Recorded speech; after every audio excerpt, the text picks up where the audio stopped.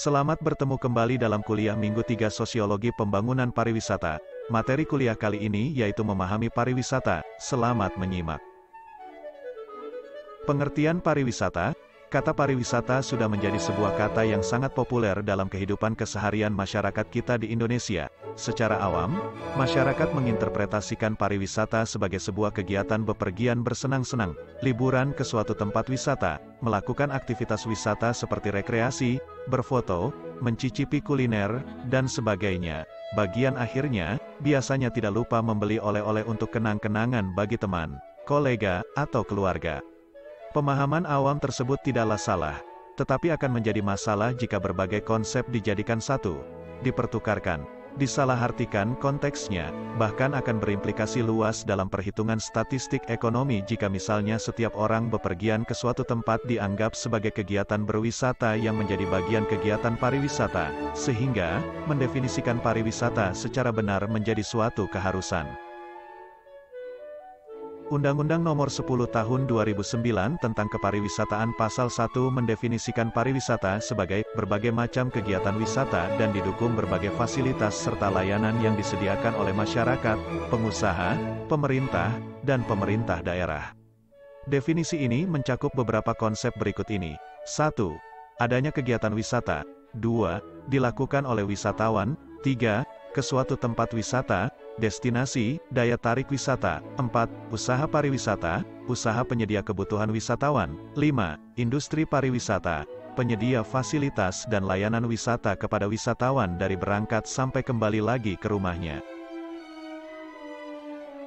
Terlihat bahwa, ketika kita membicarakan pariwisata, maka kita membicarakan sebuah sistem yang kompleks mulai dari calon wisatawan masih berada di rumahnya yang berniat berkunjung ke suatu destinasi. Wisatawan memesan tiket dan melakukan perjalanan, selama di destinasi, sampai kembali lagi ke rumahnya. Pariwisata merupakan konsep yang sangat multidimensional. Tak bisa dihindari beberapa pengertian pariwisata dipakai oleh praktisi dengan tujuan dan perspektif yang berbeda-beda sesuai tujuan yang ingin dicapai. Menurut Leiper, 1995, pariwisata menyangkut kegiatan mulai seseorang memiliki ide, memutuskan untuk melakukan perjalanan wisata, destinasi mana yang akan dikunjungi, apa yang akan dilakukannya di tempat wisata, bagaimana wisatawan akan berinteraksi dengan wisatawan dan masyarakat lokal dan penyedia layanan wisata sampai kembali lagi ke rumahnya. Definisi ini menyangkut rangkaian kegiatan wisata mulai dari merencanakan sampai kepada kembali ke rumah asalnya.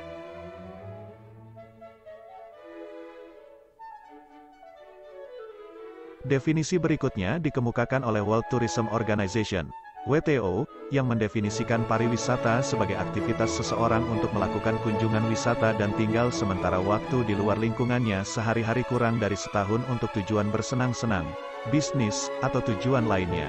Definisi ini menekankan pariwisata sebagai sebuah kegiatan atau aktivitas, tetapi, definisi WTO ini memperluas tujuan kunjungan wisata termasuk untuk bisnis dan tujuan lainnya.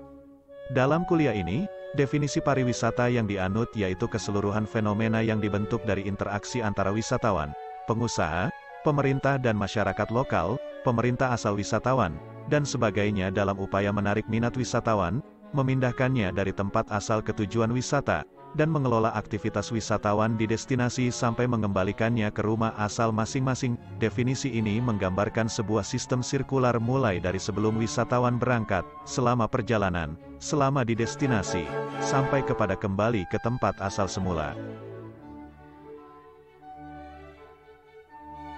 Agar pengertian pariwisata lebih komprehensif, maka perlu juga kiranya diketahui beberapa istilah teknis yang dipakai secara umum maupun akademis sebagaimana tercantum dalam UU Nomor 10 Tahun 2009 tentang Kepariwisataan sebagai berikut. 1. Wisata adalah kegiatan perjalanan yang dilakukan oleh seseorang atau sekelompok orang dengan mengunjungi tempat tertentu untuk tujuan rekreasi, pengembangan pribadi, atau mempelajari keunikan daya tarik wisata yang dikunjungi dalam jangka waktu sementara. 2. Wisatawan adalah orang yang melakukan kegiatan wisata. 3. Kepariwisataan adalah keseluruhan kegiatan yang terkait dengan pariwisata dan bersifat multidimensi serta multidisiplin yang muncul sebagai wujud kebutuhan setiap orang dan negara serta interaksi antara wisatawan dan masyarakat setempat, sesama wisatawan, pemerintah daerah, dan pengusaha. 4. Daya tarik wisata. Daya tarik wisata adalah segala sesuatu yang memiliki keunikan, keindahan, dan nilai yang berupa keanekaragaman kekayaan alam, budaya, dan hasil buatan manusia yang menjadi sasaran atau tujuan kunjungan wisatawan. 5. Daerah tujuan pariwisata. Destinasi pariwisata merupakan kawasan geografis yang berada dalam satu atau lebih wilayah administratif yang di dalamnya terdapat daya tarik wisata, fasilitas umum, fasilitas pariwisata, aksesibilitas, serta masyarakat yang saling terkait dan melengkapi terwujudnya kepariwisataan. 6. Usaha pariwisata merupakan usaha yang menyediakan barang dan atau jasa bagi pemenuhan kebutuhan wisatawan dan penyelenggaraan pariwisata.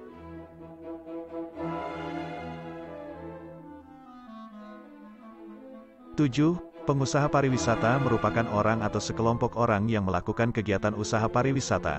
8. Industri pariwisata merupakan kumpulan usaha pariwisata yang saling terkait dalam rangka menghasilkan barang dan atau jasa bagi pemenuhan kebutuhan wisatawan dalam penyelenggaraan pariwisata.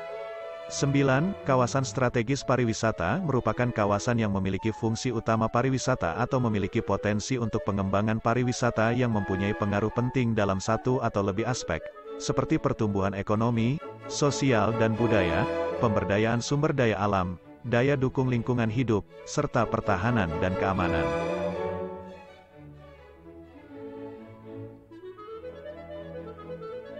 Perbedaan perjalanan wisata dengan perjalanan non-wisata. Sebagaimana sudah disinggung sebelumnya bahwa tidak semua perjalanan, walaupun secara jarak bahkan sangat jauh, dapat digolongkan sebagai perjalanan wisata. Untuk itu, maka menggolongkan sebuah perjalanan dapat dimasukkan sebagai sebuah perjalanan wisata haruslah mengacu kepada syarat-syarat dasar yang harus dipenuhi, misalnya dari UNWTO sebagai berikut.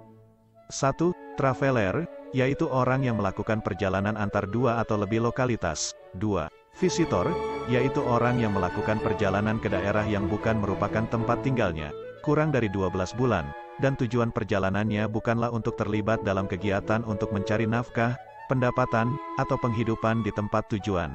3. Turis, yaitu bagian dari visitor yang menghabiskan waktu paling tidak 1 malam, 24 jam, di daerah yang dikunjungi. Syarat tambahan dikemukakan oleh Richardson and Fluker, 2004, sebagai berikut. 1. Adanya unsur travel, perjalanan, yaitu pergerakan manusia dari satu tempat ke tempat lainnya. 2. Adanya unsur tinggal sementara, di tempat yang bukan merupakan tempat tinggal yang biasanya. 3. Tujuan utama dari pergerakan manusia tersebut bukan untuk mencari penghidupan atau pekerjaan di tempat yang dituju. Selanjutnya Mathison dan Wall, 1982, melengkapinya dengan syarat yang belum dibahas sebelumnya, yaitu sebagai berikut.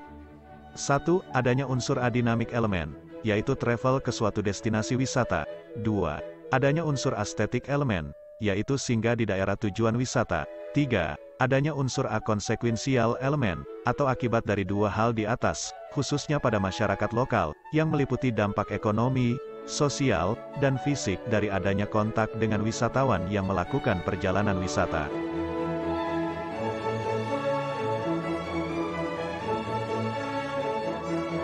Berdasarkan pendapat para ahli di atas, maka syarat-syarat agar suatu perjalanan dapat dikatakan sebagai sebuah perjalanan wisata dapat dirangkum sebagai berikut. 1. Wisatawan melakukan perjalanan keluar dari asalnya yang menjadi tempat tinggal atau lingkungan sehari-harinya.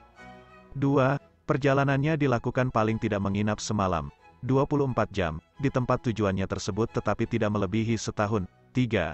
Tujuan perjalanannya adalah untuk bersenang-senang bukan untuk mencari pendapatan, bekerja, atau mencari sumber penghidupan di daerah baru yang dituju. 4. Akibat dari perjalanan yang dilakukannya berdampak pada masyarakat lokal baik secara ekonomi, sosial, dan budaya.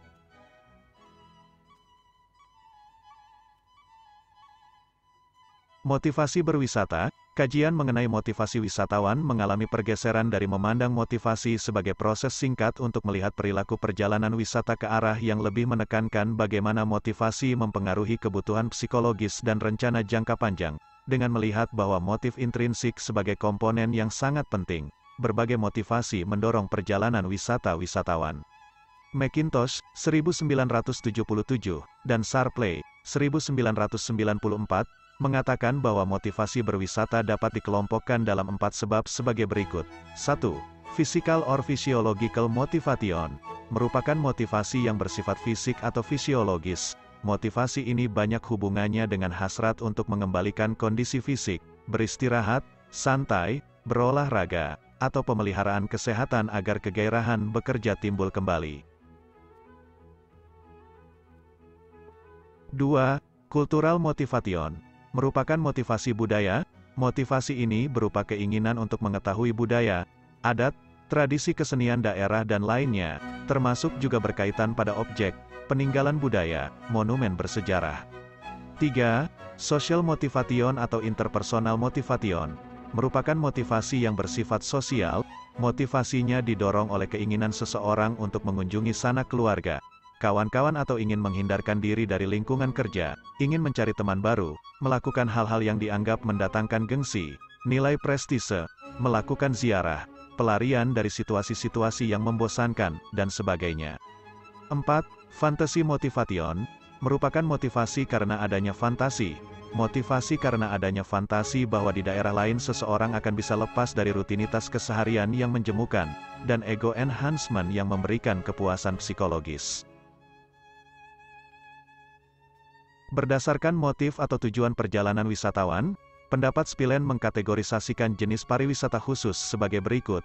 A pleasure tourism, merupakan pariwisata untuk tujuan menikmati perjalanan. Jenis pariwisata ini dilakukan orang-orang yang meninggalkan tempat tinggalnya untuk berlibur, mencari udara segar, memenuhi kehendak ingin tahunya, mengendorkan ketegangan saraf, melihat sesuatu yang baru, menikmati keindahan alam, mengetahui hikayat rakyat setempat, mendapatkan ketenangan. B. Recreation tourism, merupakan pariwisata untuk tujuan rekreasi. Pariwisata ini dilakukan untuk pemanfaatan hari-hari libur untuk beristirahat, memulihkan kembali kesegaran jasmani dan rohaninya, dan menyegarkan diri dari keletihan dan kelelahannya.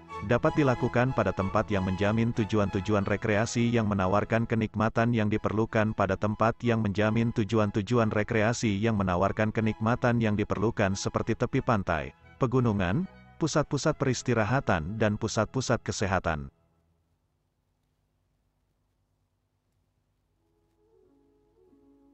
C. Culture tourism, merupakan pariwisata untuk tujuan kebudayaan.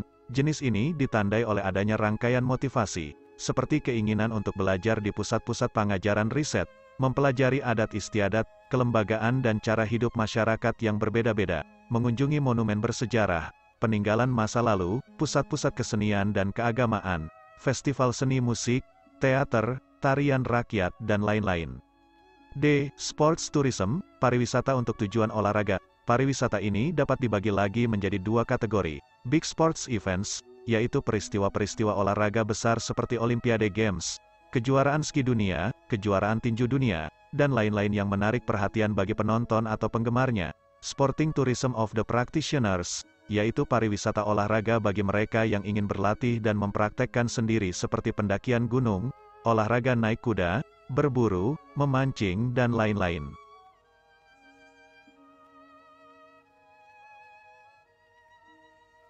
E. Business tourism, pariwisata untuk urusan usaha dagang.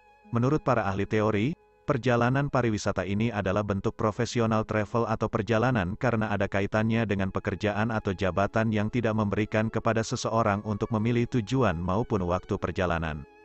F. Convention tourism, pariwisata untuk berkonvensi. Pariwisata ini banyak diminati oleh negara-negara karena ketika diadakan suatu konvensi atau pertemuan maka akan banyak peserta yang hadir untuk tinggal dalam jangka waktu tertentu di negara yang mengadakan konvensi.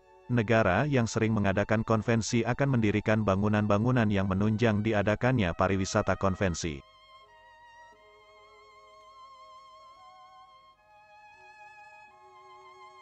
Motivasi intrinsik berwisata. Yang dimaksud dengan motivasi intrinsik adalah motif-motif yang menjadi aktif atau berfungsinya tidak perlu dirangsang dari luar, karena dalam diri setiap individu sudah ada dorongan untuk melakukan sesuatu.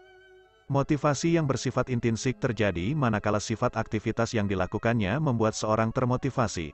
Orang tersebut mendapat kepuasan dengan melakukan pekerjaan tersebut bukan karena rangsangan lain seperti status ataupun uang.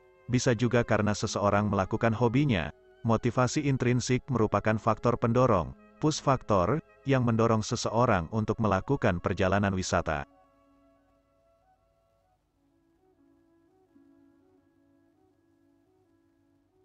Berbagai faktor pendorong intrinsik seseorang melakukan perjalanan wisata sebagai berikut.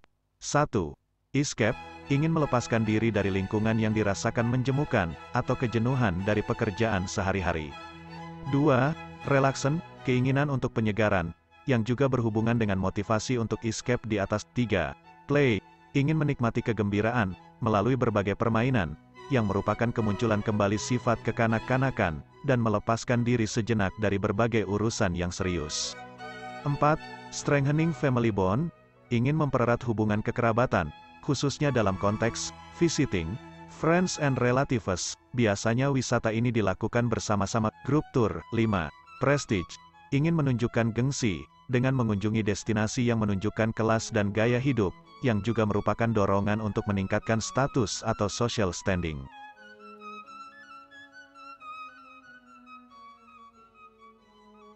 Enam, social interaction, untuk dapat melakukan interaksi sosial dengan teman sejawat, atau dengan masyarakat lokal yang dikunjungi. 7. Romance, keinginan untuk bertemu dengan orang-orang yang bisa memberikan suasana romantis atau untuk memenuhi kebutuhan seksual. 8. Educational opportunity, keinginan untuk melihat sesuatu yang baru, mempelajari orang lain dan atau daerah lain atau mengetahui kebudayaan etnis lain. Ini merupakan pendorong dominan dalam pariwisata. 9. Self-fulfillment, keinginan untuk menemukan diri sendiri. Karena diri sendiri biasanya bisa ditemukan pada saat kita menemukan daerah atau orang yang baru. 10. Wish fulfillment, keinginan untuk merealisasikan mimpi-mimpi yang lama dicita-citakan, sampai mengorbankan diri dalam bentuk penghematan, agar bisa melakukan perjalanan. Hal ini juga sangat jelas dalam perjalanan wisata religius, sebagai bagian dari keinginan atau dorongan yang kuat dari dalam diri.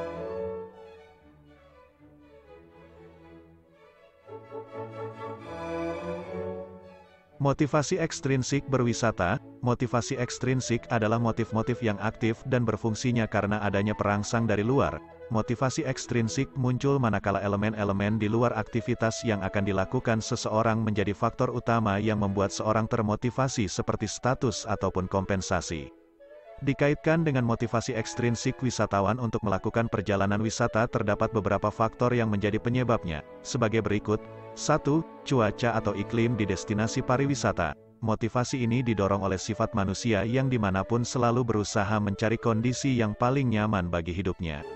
Misalnya, pada saat musim dingin membeku di Eropa dan Amerika Utara, maka penduduknya berusaha menghindari cuaca ekstrim dengan berwisata ke belahan dunia yang hangat dan tropis. Hal ini mendorong mereka melakukan perjalanan wisata sambil menikmati liburannya. Intinya, semakin sesuai dan nyaman cuaca dan iklim di destinasi yang dituju, maka semakin besar motivasi wisatawan untuk berkunjung.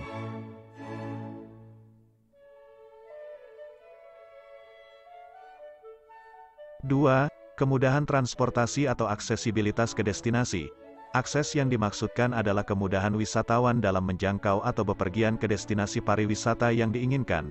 Semakin mudah wisatawan dalam menjangkau atau bepergian ke destinasi pariwisata yang diinginkan, maka semakin besar motivasi wisatawan untuk berwisata.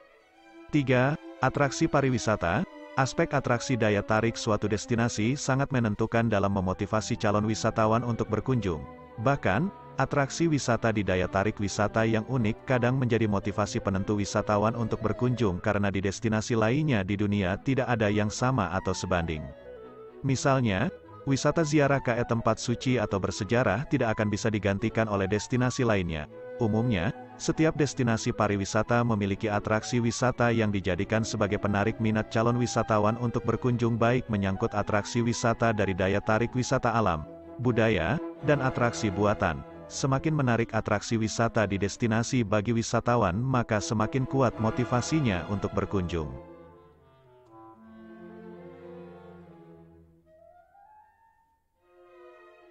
4. Amenitas. Amenitas menyangkut fasilitas pariwisata utama dan pendukung di destinasi pariwisata. Amenitas menjadi salah satu syarat daerah tujuan wisata agar wisatawan kerasan tinggal lebih lama pada sebuah destinasi. Amenitas destinasi termasuk akomodasi, makanan dan minuman, semakin lengkap dan nyaman amenitas yang disediakan oleh destinasi bagi pengunjung, maka semakin besar motivasi wisatawan untuk berwisata ke destinasi yang bersangkutan. 5. Adanya keterlibatan lembaga pariwisata yang akan mendukung sebuah destinasi layak untuk dikunjungi. Aspek kelembagaan ini dapat berupa dukungan lembaga keamanan, lembaga pariwisata sebagai pengelola destinasi dan lembaga pendukung lainnya yang dapat menciptakan kenyamanan wisatawan. Hal ini untuk menjamin bahwa setiap kegiatan kepariwisataan di destinasi berjalan baik dan nyaman dikunjungi wisatawan.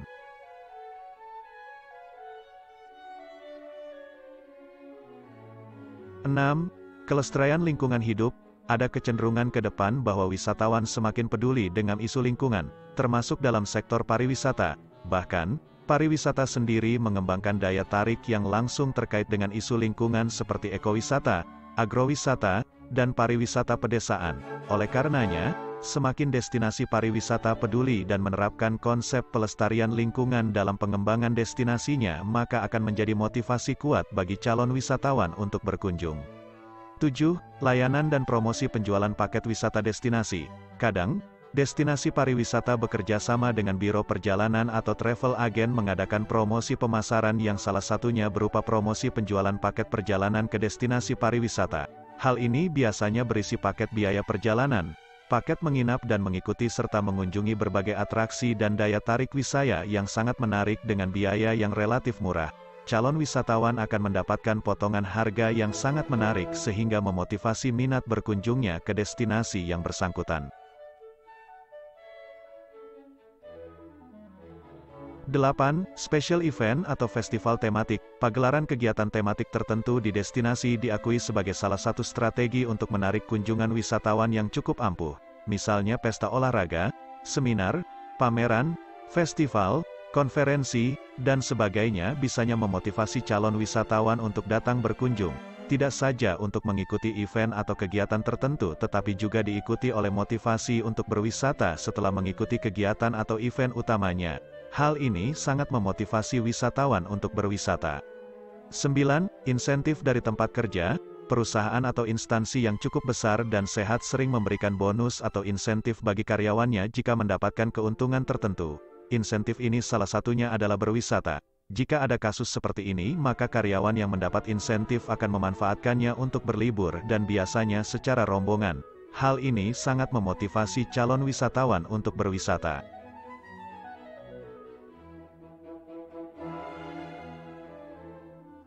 10. Mengunjungi teman-teman dan sanak saudara. Faktor motivasi yang ditimbulkan oleh niat berwisata karena ingin mengunjungi teman dan sanak saudara sangat kuat sebagai penentu orang untuk berwisata. Orang akan lebih termotivasi jika melakukan perjalanan ke destinasi yang ada teman, kenalan, keluarga, atau kolega dibandingkan dengan ke destinasi yang sama sekali asing baginya. 11. Produk pendukung pariwisata. Banyak wisatawan bepergian ke suatu destinasi karena keinginan untuk memperoleh produk khas di destinasi bersangkutan. Produk yang diinginkan biasanya dapat berupa kenang-kenangan atau souvenir atau oleh-oleh yang dianggap sangat spesial bagi wisatawan bersangkutan. Hal ini menyebabkan orang termotivasi untuk datang dan sekaligus memburu produk atau kenang-kenangan tersebut karena dianggap memiliki makna atau asosiasi tertentu dengan dirinya, baik menyangkut nilai kenangan, nilai spiritual, nilai keunikan, dan sebagainya. Demikianlah kuliah kita minggu ketiga kali ini. Kuliah minggu keempat akan dibahas mengenai perspektif sosiologi dalam memandang fenomena pariwisata. Terima kasih, tetap sehat dan semangat.